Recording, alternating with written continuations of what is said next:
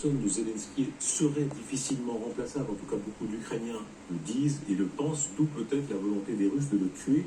Elle ne serait pas éteinte selon plusieurs déclarations des dernières heures. C'est juste, alors c'est pas une découverte, mais cette fois, c'est Boudanov, le chef des services secrets, qui l'assume. Ils parlent des Russes, sérieusement préparés à certaines opérations à plusieurs reprises, très sérieusement. Ils ont soigneusement planifié et mis en œuvre des actions de préparation. Depuis le début de la guerre en Ukraine, Zelensky aurait échappé à une dizaine de tentatives d'assassinat, dont 3 déjouées, on le sait, dans les premiers jours de l'attaque. Dernière tentative, il y a quelques semaines seulement, en août dernier, l'attentat aurait dû avoir lieu pendant une visite du chef d'État à Mykolaïv, près de la ligne de front. Là, une espionne russe qui se renseignait sur les déplacements du président a été arrêtée. Et là, on écoute les précisions des services secrets.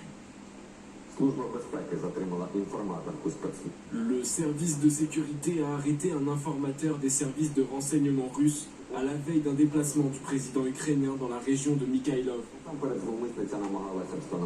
Cette personne a d'abord tenté de fixer l'heure et l'itinéraire du chef de l'État sur le territoire.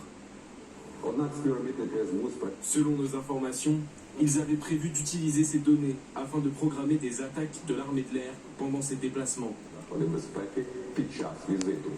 Alors sa sécurité, elle est sans cesse renforcée, on l'imagine bien, mais le président ukrainien qui se déplace sur son territoire et dans le monde entier tente de ne pas y penser. Sinon, voici ce qu'il déclarait à CNN en juin dernier: je me renfermerai de plus en plus sur moi-même, un peu comme Poutine qui ne quitte plus son bunker. Le rôle de mes gardes du corps est d'empêcher que ça arrive.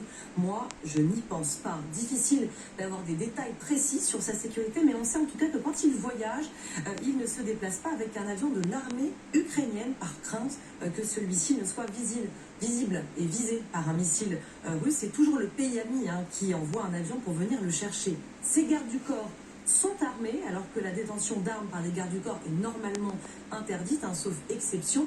Et dès son arrivée dans un aéroport, un carré tireur, on voit ici, est mis en place autour de lui. Objectif, boucler tous les angles autour de Zelensky. Lors des déplacements, il y a en général 3 voitures, toujours en mouvement, une ouvreuse, la voiture VIP et la voiture suiveuse. Et en général, c'est la VIP qui est blindée. Et on voit le degré de préparation, même si le pire devait arriver.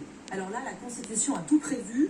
C'est le président de la Rada, le Parlement ukrainien, qui devrait prendre les commandes du pays si Zelensky arrivait à décéder. Mais dans les faits, les experts estiment qu'un pouvoir collectif pourrait se mettre en place avec le bras droit de Zelensky, Yermak, le ministre des Affaires étrangères Kouleba, et le ministre de la Défense, Reznikov.